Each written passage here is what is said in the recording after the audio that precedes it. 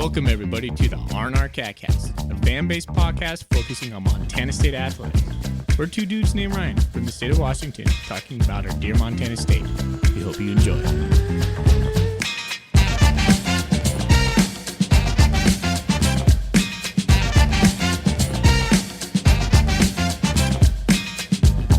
All right, welcome back, Bobcat fans. Thanks for joining us on our instant reaction show. We're here to talk about Montana State's beatdown of Idaho 38-7. We'll give you the good, the okay, and the bad, and then we're going to run down the big sky, what happened in week 7. Thorny, how you doing, buddy? Doing great, man. Can't wait to talk about this. This was an exciting night of football for Bobcat fans, and such a good showcase on ESPN2. Such a good production when that happens. It's like so much better than the ESPN Plus. I love it. I'd say you're right on that, man. Even we had to wait until 7:15 over here on the West Coast. I can't imagine if you're watching this. I know my sister was over in Ohio watching this. That's rough. She was like, I can't keep my eyes open. I was like, I bet. But yeah, it looked beautiful, sounded beautiful. Montana State, the production so good. is so amazing.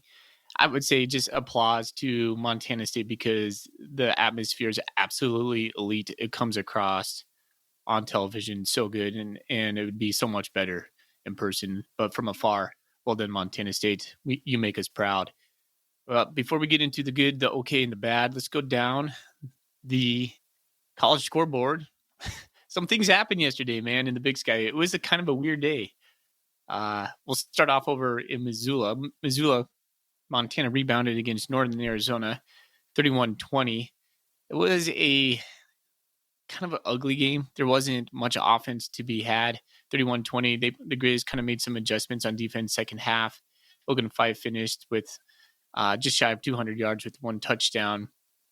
And Northern Arizona struggled in the red zone. Early on, they were able to push it at will. They had, I think they're down to like a backup quarterback or maybe even their third string quarterback. He was not very good. And I think that kind of bit them in the foot ultimately.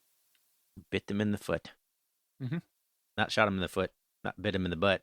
Bit him in the foot. Hey, there's a new one. I mean, that would slow me down if someone chomped on my foot for sure. Yeah.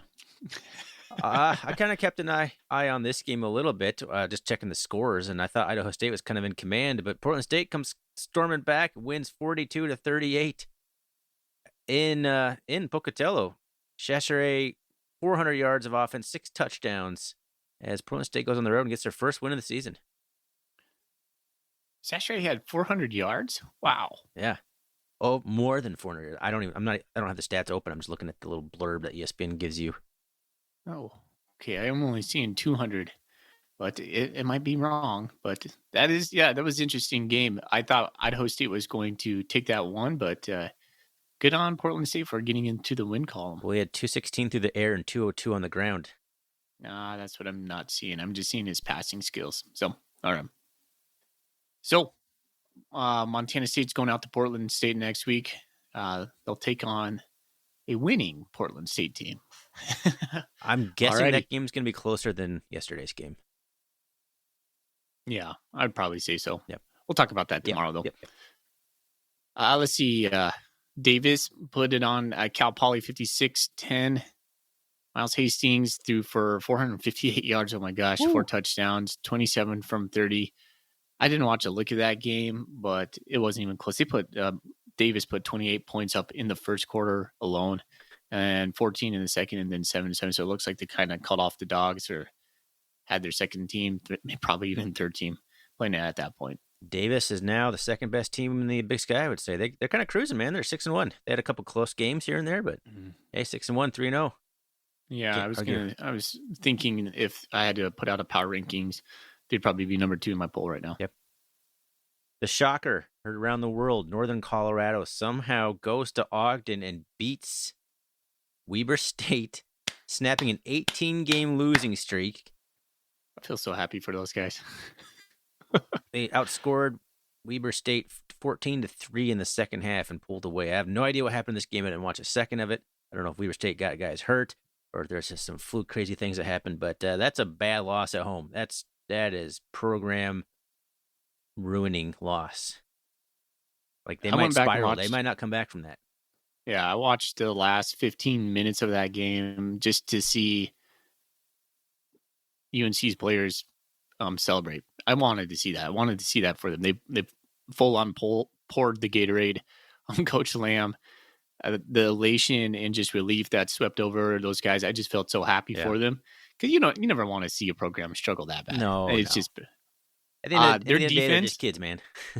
Yeah, their defense looked pretty salty. They came up with some timely stops. Weber had this really weird turnover where the center snapped the ball and then just kind of dropped it. It looked like he was like saying, "Oh, was there a whistle or something?"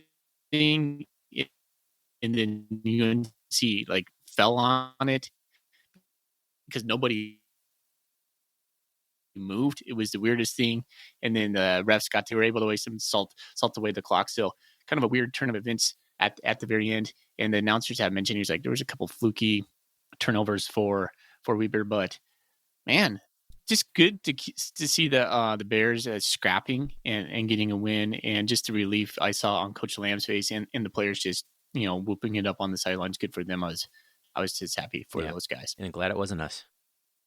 All right, the last game that wasn't ours, Eastern Washington took down Sac State 35-28. On the I'm not road sure if yet this again. Bears is. Yes, I know, right? All Sac these State's now upsets. 2-4. 2-4, 0-2 in the Big Sky. I think Sac State is not the same Sac State that we all are accustomed to. I'm not sure if they're even going to be ranked. They're probably going to be in like the 20s at this point. But Eastern Washington coming back, scoring 14 in the third and 7 in the fourth, and so that's a good win for Sac State, or excuse me, for the Eagles, and a kind of a surprising victory right there. There's a Eastern had a 10-play, 99-yard drive to put them up 14 with 2:46 left. Yeah, That's absurd. Usually, if you pin a maybe team at the Eastern one, and you're Sac are good. kind of like the same team right now. They kind of feel Yeah. Well, Eastern might be pulling it about that together a same little bit, level. and Sac is kind of figuring out what they're doing here.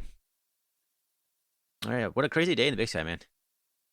Yeah, And for a while, it looked like punctuated. NAU was going to take down the Grizz. They were kind of having their way there, but like you said, several red zone stall outs. If they would have converted a few of those into touchdowns, it's a different game. But wild day, except I guess it was also wild in Bozeman because I don't know if anybody would have expected us just to demolish Idaho like that. You told me Chance Wilson was playing that in the fourth quarter. I'm like, I don't know about that. Man, I had a feeling all week that it didn't have to be close, and I'm pretty reserved with my stuff because I get a little bit of superstition going. yep. It played out, man. I think the revenge factor was 100% real. It was obvious from the beginning. The defense in particular, they did not want that to happen again. Oh no. Oh no. All right, let's All get right. into the good, the bad, or the good, the okay. Like, I'm gonna just echo what you said. The good, the atmosphere, the production, just the whole thing. People were talking about it on Twitter, like people that weren't even like associated with Montana State. It was pretty awesome. It was really cool, and it sounded really cool on TV. I love it. Like when ESPN2 or the main network comes in, they mic up the crowds, and it sounds so much better. It sounds like a real college atmosphere, and the fans brought it. They were screaming and hollering all game long. I loved it.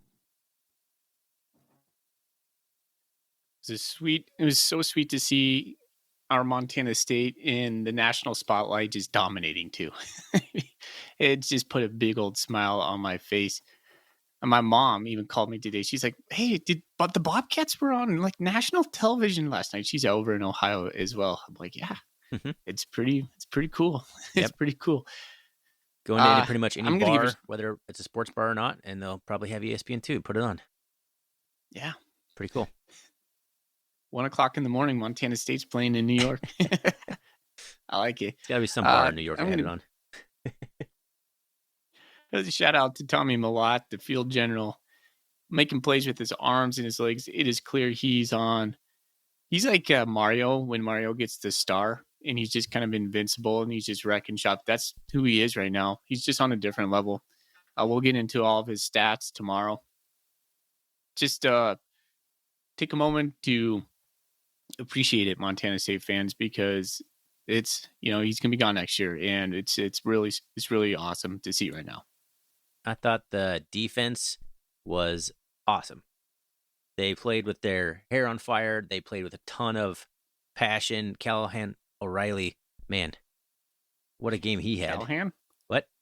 Is it not Callahan? Callahan, Am I doing the older brother now? McCade. McCade O'Reilly. Jeez. There's a slip. Oh, man. Yeah, but he was flying all over the place. Maybe that's why, because he just looked like his brother out there. He looks like he's really taking a step. And the defense Yeah. is playing fast. And the announcers commented on it several times. And I'm not sure how actually fast they are, but they're playing fast. Doesn't matter how fast you actually are. If you're not playing fast, it doesn't matter. They're playing fast right now. And it was so good to have Drew Pollard back. He's like the missing piece, when he man. shot behind the line like a missile, you're like, that's a classic Drew Pollard tackle right there. No one else really does that from the safety position like he does. So good to have him back. Yeah. I was going to give big props to our offensive line, and we probably should talk about these guys more than we do. We just kind of take them for granted. But that was the headliner, our offensive line versus Idaho's defensive line, and they just manhandled those guys. Idaho came in averaging or giving up less than 100 yards per game, and we had over 300 of rushing. And I was just like, it wasn't even a problem. It wasn't even a problem. No, we had over 100 early in like the second quarter. Yeah, we started I think the first two offensive plays were back-to-back 14, 15-yard runs by Scotchy Humphrey. Just gash plays. Yeah, when I saw those two, I'm like, I wasn't sure how well we're going to be able to run, and the first two plays were like 25 yards of just Humphrey off tackle. Loved it. Other thing in my good category, Scotchy Humphrey. That guy runs hard, and he's finally, I think he's putting it together, man. He's like a complete back right now. I was thinking this last night. He might be my new favorite running back of the last five years, probably. Yeah. I loved Julius Davis last year. He was kind of eclipsing that. I've always been a huge fan of Afonso. There's something about this kid. Yep. No, he's special, man. He's built for it. Put it that way. Two things for me in the good leftover was the run defense. And I know we just talked about the defense, but forgot to mention it. They held Idaho to 91 yards of rushing, which was we were really concerned about Alicia Cummings coming into this matchup. And man, you're right. Just they could not run the ball against us. And a lot of that came late in the game when we were really subbing. And my last big thing, and it doesn't have to be your last big thing, but Montana State showed me that when they needed to make a play, they made a play. There was sometimes like you texted me earlier today. You're like, man, Idaho missed some spots. They certainly did. They missed some passes, and we weren't going to get them all. But when it came down to it, when Montana State needed to make the play, we made a play. We caused a fumble. We got a turnover. We converted a third down, whatever it was.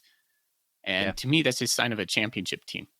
No, there was the play where I'm not sure the running back, but he busted open. He had a lot of space, but was it RnR who barely just caught him by the arm and stripped the ball out? If he didn't do that, that running back's got a lot of green. So just like the little plays like that were all in Montana State's favor. And you're right. That's a turning point, I think. Yeah. Because Idaho had chances and they did not. They missed open receivers. They dropped some passes. Like, you can call it lucky on the Cats, but good teams make those plays. Yep. And maybe the moment was too big. I think Idaho was a little shook by the crowd there. Maybe, perhaps, maybe not, but it was a fun game of football. I had something else I was going to put in the good category, but it's not coming to my mind right now. So that's all right. Let's keep it moving, I guess. Yeah. All right. In the okay, I had to really search my brain for an okay, and I'm maybe stretching on this one. The empty student section in the fourth quarter. Come on, students, get back there. Like, it's no excuse. I saw the big swath of empty seats up there, and I was like, okay, it's like 11 o'clock at night. I get it. We're up by 38 points. Enjoy the moment. Just relish it. It's party time. It's late. This game I wanted to see. Funnily enough, just transpired like every other game we've played so far. Yeah. This is exactly how games like against Mercyhurst went. You just get that comfortable lead, and we just kept smoking them, and then eventually put your backups in. And then it's not as exciting because it was against a good opponent, but it played out the same way all the other games have played out. I imagine we'll have some golden clues on like what happens when Montana gets tested in a close game. It's been since game one since we've had a close Yeah. game. But yeah, that's something to think about. I heard that all week. Montana State hasn't been tested. Well, still haven't. That's my rebuttal to all the people that thought I was going to come in and test us, and they were battle tested, and we weren't. Well, unfortunately, they didn't really put up much of a battle. There's my little smack talk. It's as smack talk as I get. In the You have some okay, good stuff sometimes. Like you can come back with Yeah. you're more crafty. You like savory seats when it comes to smack talk, and you bring those back. I like that about you. Thank you. In the okay, I praise the defense, but we still gotta. There's been almost every game this year. There's a streaking guy wide open, and quarterbacks just keep overthrowing them. Like we are getting lucky. There was a wide open one that Josephic overthrew, I think, and then there was a sideline one where he was scrambling to his left and threw it to a wide open guy on the sideline and just drifted out of bounds. And there was a drop slant. I mean, we're playing great defense, but those the team's going to come in and make those plays eventually. Yeah. It feels like we've shorted up a little bit, but I don't know. We're still, like you said, you're not going to stop everything. No one's going to stop everything. They're going to complete big plays. Good teams are going to make plays. So Yeah. it's going to happen, but it's still like, it's just like once a game, there's a wide open wide receiver that gets overthrown, I feel. And one of the times they're going to catch it. And it could be something as communication or we weren't passing the guy off like we should, but it seems to be over the middle quite often where they just find a zone. It's typically when we do play zone and we only rush 4. So yeah, I noticed that too. Well, we're having like a cascading rotation of safeties. Probably doesn't help the communication. Everyone keeps getting hurt, so like 3 or 4 different safeties playing so far this year. Rylan Ort's the only steady guy the entire time. Yeah. So that's all I got in my okay category, I guess. Move on to the bad. I got to start with Danny, the Danny Yu injury. Hearing it's not good. Man, and Coach Vegan talked about it. He literally said he went out in a blaze of glory. And I was like, man, that's some interesting words right there, Coach Vegan.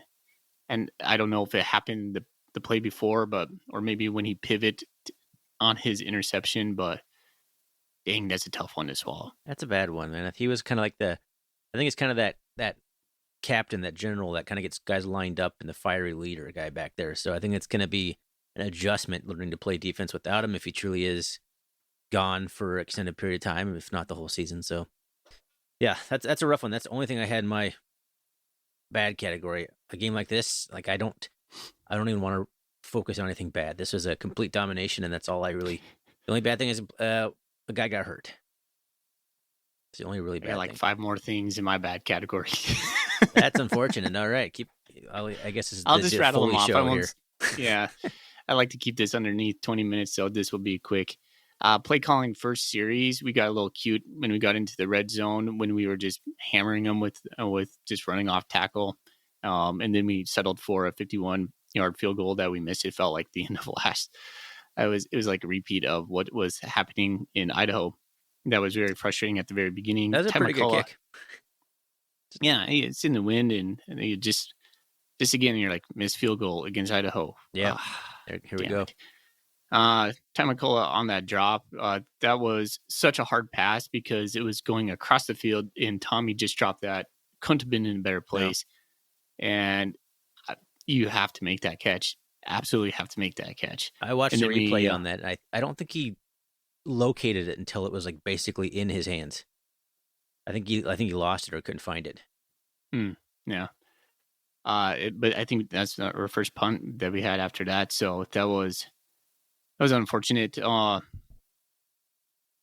Back-to-back 4th down conversions for the Vandals when they went for it late in the game on their 30-yard line when it was 4th and 5, and we covered at 4th and 7. I like 7 yards behind it. I was like, just cover the sticks, man. Just get there. So number 10, who's number 10? Is that Bryce Grebe? Yeah, it's Grebe. Yeah, it was a work upon for him. And then they converted another one where on that same drive again, like back to back fourth down calls where number two, defensive back number two, I can't think of his name right now. Is that Paljo? It might be. Anyways, Polidor is number he 2, I come. thought. Who's that? I thought Polidor was number 2. Okay. Well, they kind of like over pursued and allowed the quarterback to break contain, and they just scampered for 11 yards right there. So that was a bit frustrating. And their touchdown is my last one that I had. It didn't look like a touchdown at all, and the fact that Big Sky didn't even review it was like they just want to get out of here. It's like like it's obviously not a touchdown. And somebody on Bobcat Nation goes, "That wasn't a touchdown, not even Russia." It's such a funny comment. I was like, "Oh, I wanted it so bad. I wanted the shutout so bad." Well, the defense wanted it too. Everybody wanted it. They were fighting out there. Yeah, and they converted a fourth down on that drive as well. But we did stop them on the fourth down early in the game that set the tone, and that was huge. That was huge because that was the narrative last year, right? We flipped the script. Let's finish on positive. We flipped the script. We almost had the ball for 40 minutes this year to their 20 minutes this year, and it's a perfect game for Montana State. Just the revenge piece of it, man. I love it. After last year, they truly have embraced the every game mentality, and they're focused, man. They're locked in.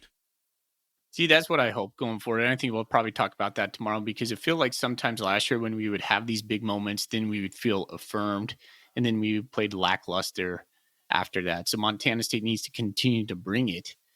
They're going to have to bring their own energy next week when they're playing in a high school stadium. And it's, Montana State feels good when 22,000 people are yelling and it's ESPN and it's the night game. That's easy. But what happens when it's Portland State midday in Portland and you got 2,000 Cat fans there? So Montana State needs to continue to work and have that 1-0 mentality. But it's good to be 7-0, Thorny. We're 7-0 right now. It's a great That's crazy feeling to think. And, awesome. And the good part is, this could have been a slobber knocker, bang up game, and we came out of it playing our backups. So going into Portland State, I think will be better physically than it could have been. And this game could have been like a real just guys dropping left and right physical bruiser of a game, and it was physical. But I feel better at this outcome than going into like a game like Portland State, because that is kind of like a trap game, if you will, if you use that word. Mm-hmm. So, all right. Anything else you want to throw in here? Nope. Wrap it up. All right. Well, that was an exciting win. Sorry for not always putting out the instant reaction shows, but we got one here for you folks tonight, this afternoon, I guess. You can find us on the web, RnR Catcast. You can find us on Twitter, RnR Catcast. Let's keep this short. Let's get out here. Go Cats. Go Cats.